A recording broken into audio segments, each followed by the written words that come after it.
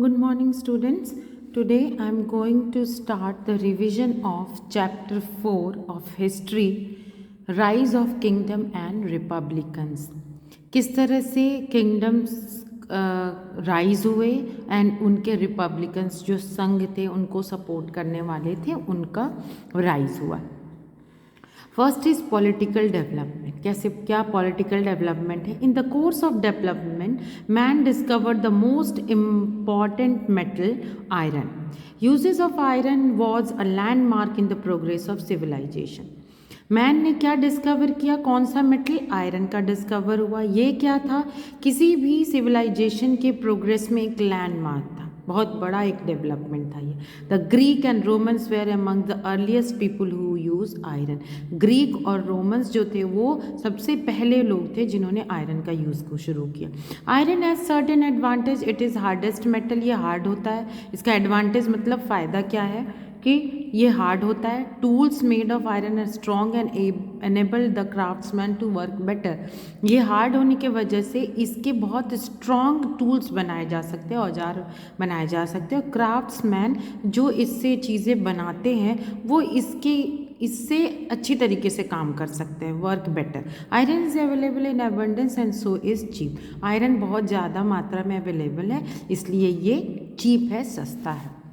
Now come to rise of Mahajanapada. Mahajanapada का rise क्या हुआ, महाजनपद क्या है, ये भी इसमें पता चलेगा. Right with the growing importance of king soon kingdoms were merged and empires developed. जैसे किंग इम्पॉर्टेंस ऑफ किंग्स बढ़ा, ग्रोइंग इम्पॉर्टेंस है, वैसे क्या हुआ, जो किंगडम्स थे वो मर्ज हो गए. बहुत सारे किंगडम्स एक दूसरे में मर्ज मिल गए और क्या चीज़ का डेवलपमेंट हुआ? एम्पायर का डेवलपमेंट हुआ. War and annexation continued and the rulers try to conquer each others territory. Wars होते रहे और जो भी रूलर्स थे, जो जहाँ का रूलर था उसने क्या किया, अलग अलग टेरिटरी को अपने अंदर में मिलाना शुरू कर दिया, उसको जीतना शुरू कर दिया. Development of kingdom encourage trade. ये किंगडम्स के डेवलपमेंट से क्या हुआ? ट्रेड एनकरेज हुआ.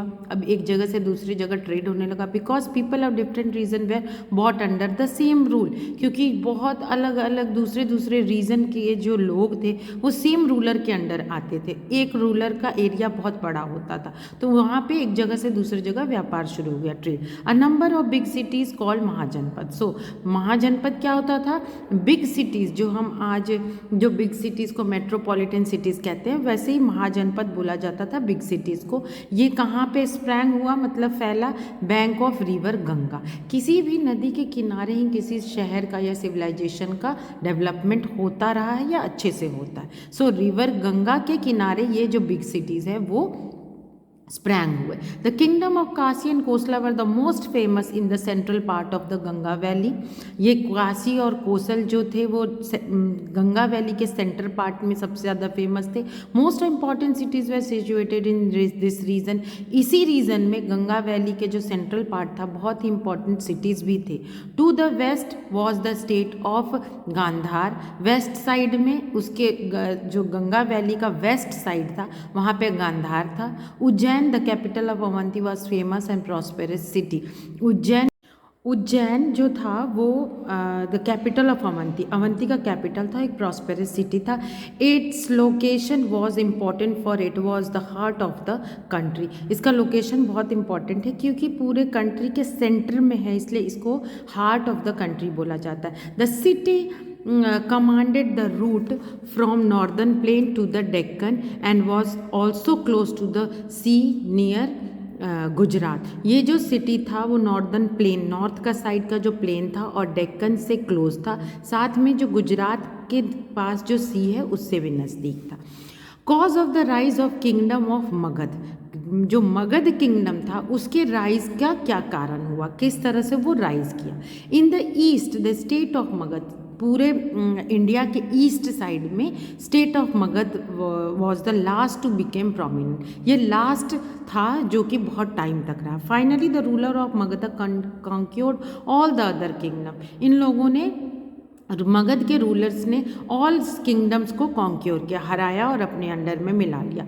The state has access to rich iron sources and could produce better and more war weapons. पहला कारण क्या था कि इस स्टेट के पास बहुत सारा आयरन रिसोर्स था जिससे कि वेपन्स बनाए जा सकते थे, हथियार या औजार बनाए जा सकते थे जो कि वॉर में काम आता था। Haryanka Bimbisara of Haryanka dynasty started annexation. ये कौन है? हरियंका डायनेस्टी का जो बिम्बिसार था उसने वॉर और एनेक्सेशन स्टार्ट किया। ही कॉन्क्योर्ड द किंगडम ऑफ अंग। इसने कौन से किंगडम को कॉन्क्योर किया? इसने अंग को कॉन्क्योर किया। He entered into number of matrimonial alliances and strengthened his position. Bimbisara ने क्या किया? बहुत सारे मैट्रिमोनियल वैवाहिक संबंध बनाए, बहुत सारे अलग अलग जगहों पे शादी करके वहाँ पे रिलेशन बना लिए और वो अपने पोजीशन को स्ट्रेंथ किया, अपना पोजीशन वो ताकतवर बनाया। हिज सन, किसका? हरियंका डायनेस्टी का बिम्बिसार हुआ। बिम्बिसार का सन हुआ Ajatashatru. Expanded the kingdom to the north. फिर इसका बेटा उसके किंगडम को बढ़ाया, एक्सपेंड किया, किस तरफ? नॉर्थ में, by defeating the famous Vajjian confederacy.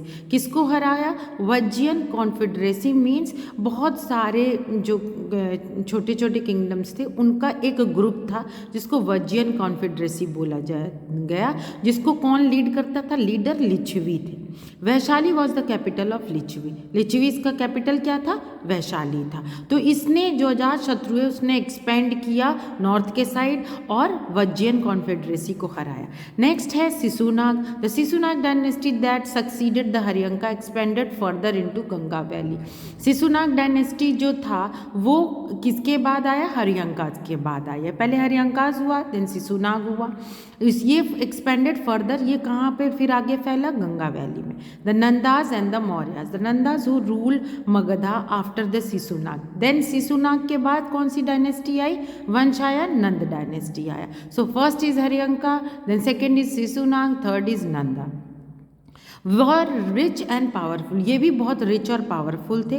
There empire stretched up to river Indus. इनका जो एम्पायर था वो इंडस रिवर के वेस्ट साइड में जो इंडस रिवर है उसके तरफ स्ट्रेच था। The Mauryan who succeeded the Nanda expanded more. Mauryan जो कि नंदास के बाद आए वो उन्होंने भी काफ़ी एक्सपेंड किया वेस्ट साइड में and bought Afghanistan under their control. और उन्होंने तो अफगानिस्तान को भी कंट्रोल में ले लिया। आप यहाँ पे you can see here the Indus river, यहाँ पे ये इंडस। तो नंदास जो थे ये लिच्छवी हो गए। यहाँ पे लिच्छवी को हरा करके सिसुनाग ने लिच्छवी को हराया जो अजातशत्रु था वो। उसके बाद फिर नंदास आए। नंदास ने अपना एरिया इधर से ले जा करके इंडस रिवर तक फैलाया और उसके बाद जो मगध आए, मगध ने अफगानिस्तान का एरिया, ये पूरा पाकिस्तान हो गया और इधर अफगानिस्तान तक अपने एरिया को फैलाया। The Mauryas also conquered the Deccan and greater part of South India except the farthest end. इन लोगों ने ये डेक्कन ट्रैप और साउथ इंडिया को भी मगध ने अपने अंडर किया, एक्सेप्ट द फारदेस्ट एंड, मतलब सबसे दूर का जो साउथ का एंड है उसको छोड़ करके। The most powerful kingdom of that time were, कौन कौन से पावरफुल किंगडम थे? Avanti, Kaushal, Kashi, Vatsa, Magadha. Some of important cities और महाजनपद कौन कौन से थे? चंपा, वैशाली, श्रावस्ती, ग्रीवराज, Kaushambi, Varanasi, Ujjain, Pataliputra, Ayodhya and Hastinapur. Most of the cities were on the bank of Ganga. ये सारे कहाँ पे थे? गंगा नदी के किनारे। उज्जैन एंड प्रतिस्थाना वे are important cities connecting the Deccan to the north. ये दो जो सिटीज़ थे वो मगध को नॉर्थ से लेके साउथ तक में कनेक्ट करते थे। यहाँ पे आप देखो परिस्थाना जो है ये, और इस साइड ये गंगा रिवर वैली, इधर ही कौशल, काशी, वत्स, ये जितने भी इम्पोर्टेंट थे ये सारे यहाँ पे फैले। So in our next class we will continue our revision of chapter and we will start from this topic, Alexander invasion.